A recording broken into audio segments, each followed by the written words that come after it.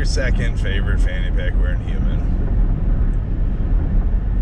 Don't need to get into it, but man, I live on this earth like all of you, right? Like, we live here. We can think to ourselves, hey, you know what? I'm living for next life. Next life's gonna be better. This, that. You know, we all have all these crazy things that we think to ourselves about why we're not capturing what we want. We're not seizing the day, right? We're just the world's crazy. It's a simulation. What is it? Do better next time. Self-pity, sorrow. It all exists within each one of us. There's a reason on why we're not seeking more, right? There's a reason for everything in this life. Nothing happens, right? It just happens to us. It's crazy. Well, for anybody that knows me on like a personal level, knows that I'm crazy. I'm out there. I'm on a path for self-discovery. I've been on it for quite some time, and I allowed my brain to rule my life for way more years than I'd ever love to admit. Right? Put a lot of chemicals in my body at a young age, mind-altering chemicals, right? Things that change my hormonal levels, cause my body to produce different hormones, stop producing hormones, that just all over the place, right? The mind is a crazy thing, and the second you start messing with it, right, it's crazy. We have to learn from it each and every day. We have to absorb what we take in this world, and we twist it around in our brain and make our life better. We learn from our actions. So I've recently, I've had God in my heart, right? I've had him. He's somebody that exists, right? Just like all of us. We'd say he doesn't exist, whatever it may be, right? Everybody's entitled to their own opinion, and that's the life that I've lived for my whole life, 35 years on this earth. But lately, it's just things have been kind of clicking together more. I've been into mushrooms pretty heavily the past 2 years with COVID. I've had that's a whole story in itself. The mushrooms. We can get into all the fun experiences of the power of the mind, but mushrooms are you, right? Like they're. Everybody's like, I can't take mushrooms, I gotta work tomorrow. Well, you gotta work each and every day with your own brain. Wouldn't it be nicer to go in with a clearer brain, more conscious state of mind? Right, like you're already existing on this earth with your brain each and every day. So that's what's crazy. But while we're on this earth, right? While we're on this earth, we have what do we have? 3 things. We have a brain, heart, and body. Oh, and 4 actually, because we're going to link our soul into this mix, right? So we have our brain and our heart and our body. Those are 3 things that we need. And the fun thing is apparently you don't actually need your brain. So here's what's fun. You can go brain dead and still live, right? So the brain is the most powerful thing you possess. Right, it's gonna turn you all over the place your whole life. It's gonna make you question everything. You're gonna feel stress. You're gonna feel anxiousness. You're gonna feel nervous. You're gonna feel happiness. You're gonna feel pain. You're gonna feel sorrow. You're gonna feel excitement. You're gonna feel joy. A lot of those things all go together because they're sensations, and in your mind to make up chemical reactions, right? So you're gonna feel all these things. But if you go brain dead, right? If you get in a bad accident and you're brain dead, you can still be alive. You know what you can't be alive? Heart dead, right? Your heart dies, you die. So our goal in life, right, is to keep a healthy heart, healthy mind, healthy body, so we can elongate the arms of time to hold, elongate the spine to hold back arms of time, brother. DDP yoga, link your body, mind, and muscles. I don't know. It's a good time. But no, you have to elongate build your body up so you could last longer on this earth. And it's something a lot of us take for granted, right? We could get deep into our mind each and every day, and that's the thing with mushrooms. So I love them, but for me, learned you don't need anything other than a healthy mind and a body, heart, and soul. So the kicker on this is inviting Jesus and God into your life. So it's so interesting, and he's came into me about the last 3 weeks have been absolutely crazy. They really have. I set out on a journey for myself. Now it was 3 Sundays ago, so just over 2 weeks. Amazing. I haven't shared it with the world yet. It's really cool. If you want to see the freeway and the road, you can just spin your phone around or swipe your finger on your screen, and you can look forward and see we're going forward, right? It's crazy. But so we had this really crazy spiritual awakening where we started at night and we were going to build a platform. I said, you know what, Dave? We're done effing around here. We need to build a platform for the people that you surround yourself with, so they can have an area to speak up. They need a platform to express to the world, and you're the perfect guy to do this. We set out to understand the internet. We have to make moves. We have to make strides. We have to do this not only for ourselves, but the people we surround ourselves with. And that's an everyday life, right? We succeed not only for ourselves, but for the people that we surround ourselves with. We always receive. We're receiving all day. We're receiving all day. It's time to start giving, right? So I had this really, really amazing time. And then, last night, I started reading this Bible about 2 weeks ago, 3 Sundays ago. Eventually I'll share it. It was amazing. It was so thought-provoking.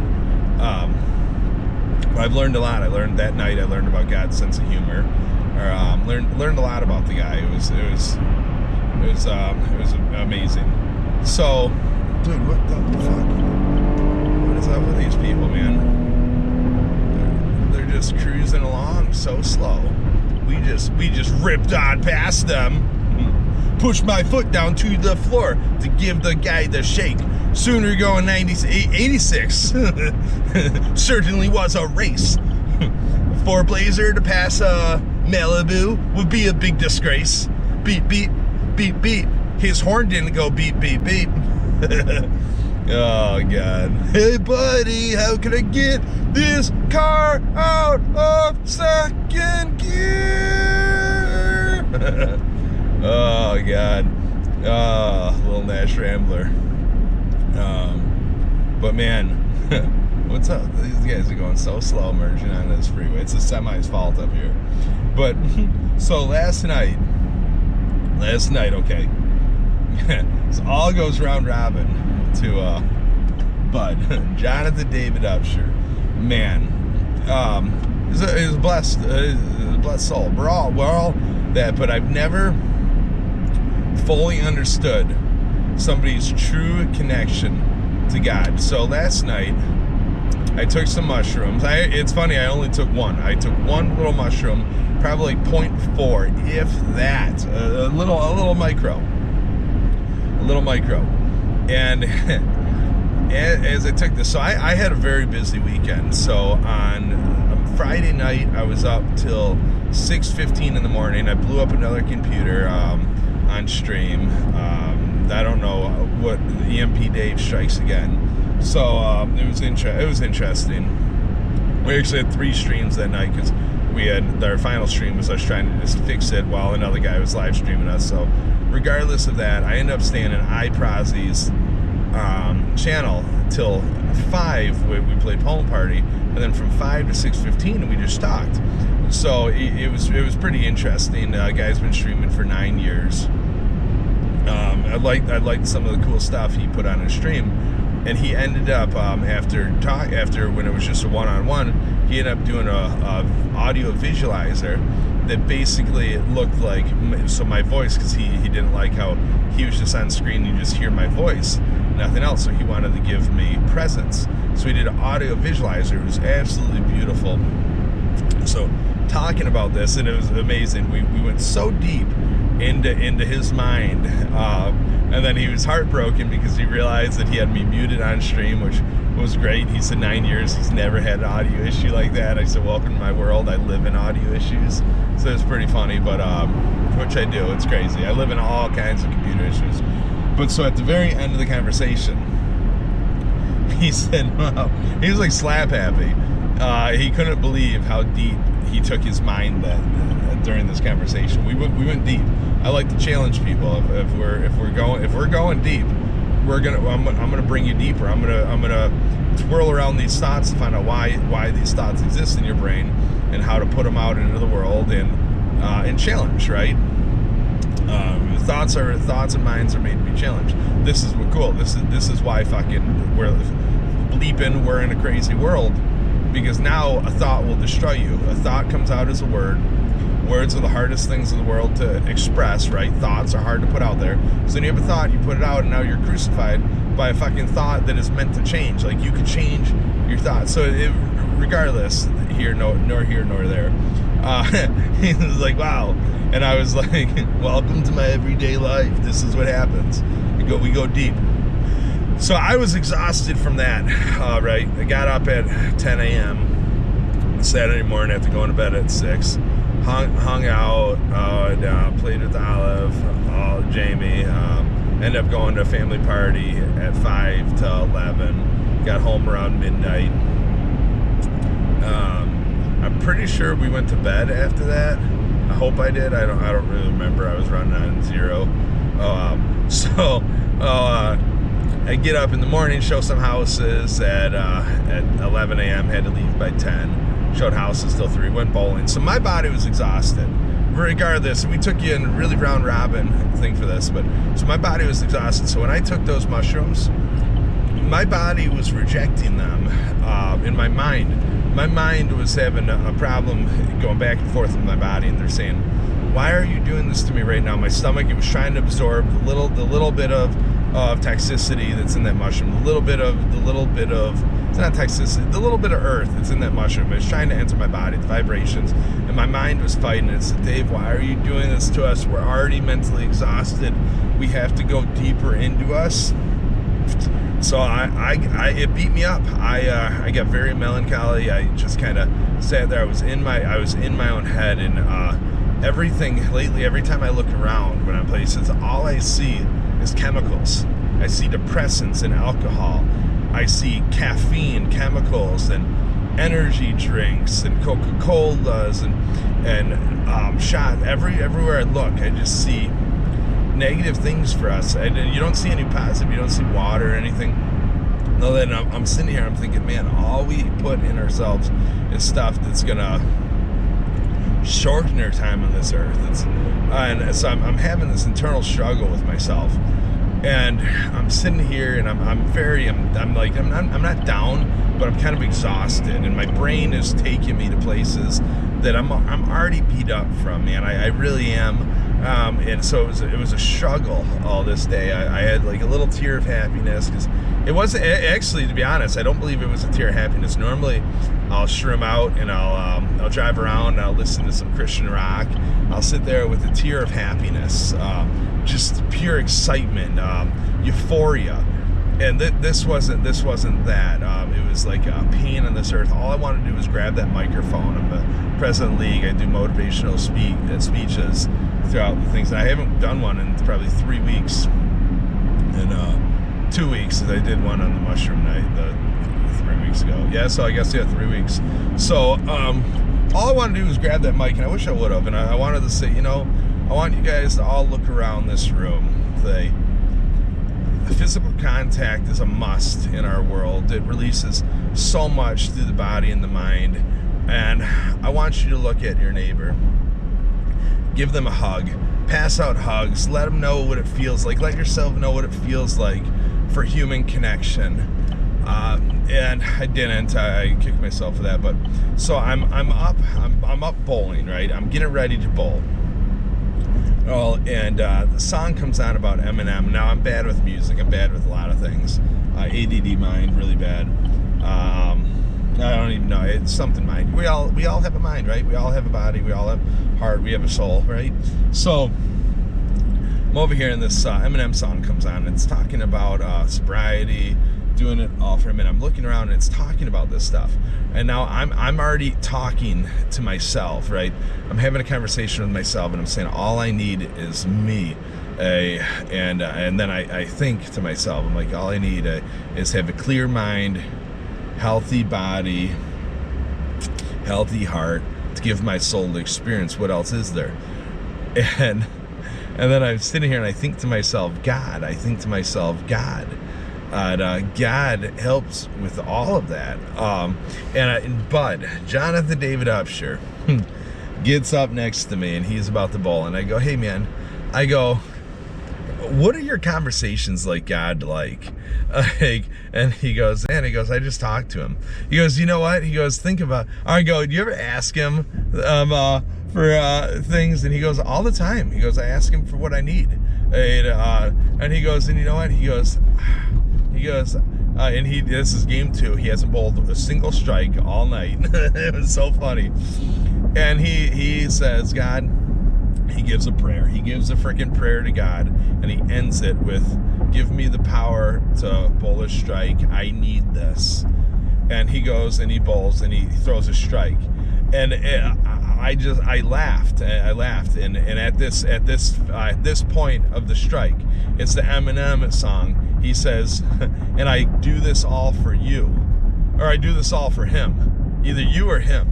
I don't remember the correct lyrics at the time. It was so fucking powerful, and I just laughed because I learned about God's sense of humor the other day, and I just laughed, and I said, oh my God, like seriously. So I go up and bowl. I don't bowl a strike. My partner, or one of my teammates, Brian, my brother-in-law, he goes, oh, Dave, you needed that. And I go to him, I got exactly what I needed.